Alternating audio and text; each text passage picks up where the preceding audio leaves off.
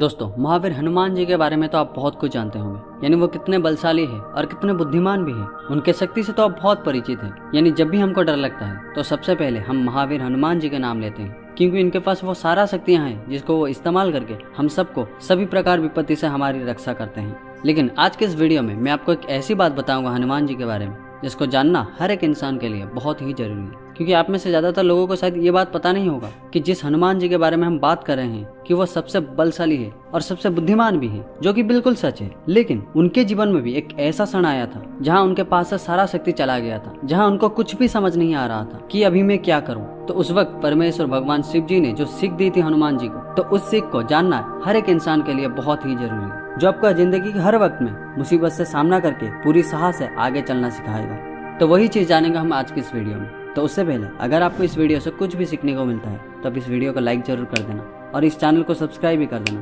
ताकि आगे ऐसे ही वीडियो और देखने के लिए। तो दोस्तों, एक बार ऋषि अंगिरास के पुत्र साम्रत ने हनुमान जी को अभिशाप दिए थे किसी कारणों की वजह से कि जितने शक्तियां हैं उनके अंदर वो सब चला जाएगा। तो जब ये कहकर वो अभिशाप जल को हनुमान जी के ऊपर फेंके तो वहां तुरंत ही उनसे सारा शक्ति चला गया और हनुमान जी वहीं से शक्तिहीन हो गए। हालांकि बाद में ये बात पता चला कि वो ऋषि ने गलती से ये अभिशाप दे दिए थे, लेकिन नियति के अनुसार अभिशाप वापस नहीं आ सकता। तो उस वक्त ये होते हुए देखकर परमेश्वर भगवान शिव जी ने चले आए अपनी रुद्रांश को मदद करने। तो जैसे हनुमान जी ने शिव जी को देखा तो वो बहुत खुश हो गए और बोले कि मुझे पता था प्रभु, आप जरूर आएंगे अपने पुत्र को इस संकट से उद्धार करने के लिए।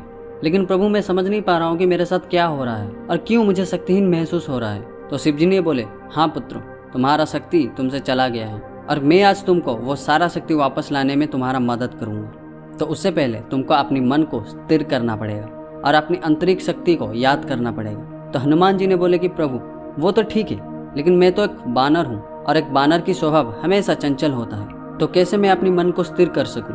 तो शिव जी ने बोले, नहीं हनुमान, ये मायने नहीं रखता है कि तुम क्या हो और तुम्हारी स्वभाव कैसा है। अगर तुम चाहोगे तो तुम अपनी मन को जरूर स्थिर कर पाओगे। तो हनुमान जी ने फिर से बोले कि प्रभु, मन को स्थिर करने से क्या होता है। तो भगवान शिव जी ने हनुमान जी को कहे कि तुम आओ मेरे साथ। तो शिव जी ने उनको एक तालाब के पास ले चले और जब वो दोनों वहां जाके खड़े हुए तो हनुमान जी ने शिव जी को पूछा कि प्रभु, हम यहाँ क्यों आए।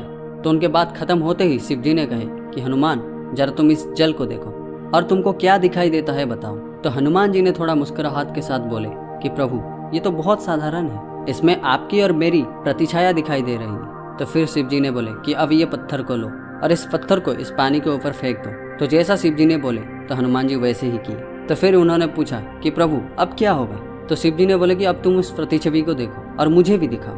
तो उस वक्त हनुमान जी ने थोड़ी मुस्कुराहट के साथ बोले कि प्रभु, वो कैसे दिखाई देगा। मैं तो आपके कहने पर उस पत्थर को उस जल के ऊपर फेंक दिया, जिसके कारण जल की अवस्था अभी स्थिर नहीं है, और जब जल की अवस्था स्थिर नहीं होगा तो हमारी प्रतिछाया कैसे दिखाई देगी। तो ठीक उस वक्त भगवान शिव जी ने मुस्कुराए और बोले कि तुम्हारी मन की अवस्था कुछ ऐसी है पुत्र हनुमान। अनेक अवंचित विचारों के उथल पुथल से तुम्हारी बुद्धि भ्रमित हो गई है। तो जब तुम अपनी मन को स्थिर रखोगे तो तुम्हारी बुद्धि भी स्थिर रहेगी और अपनी ताकत के साथ तुम परिचित हो पाओगे।